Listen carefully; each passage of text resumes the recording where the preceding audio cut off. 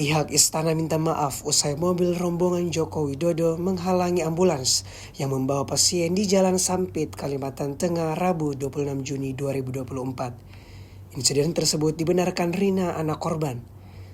Deputi Bidang Protokol Pers dan Media Sekretariat Presiden, Yusuf Permana menjelaskan sesuai SOP, pihaknya memprioritaskan ambulans dan mobil pemadam kebakaran.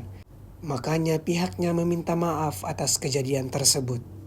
Sebelumnya diketahui Ibu Srianti adalah pasien yang berada di dalam ambulans dalam kondisi kritis dan hendak dilarikan ke RSUD DR Murjani Sampit.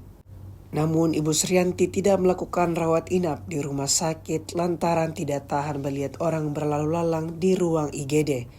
Dokter pun mengizinkan Srianti melakukan rawat jalan.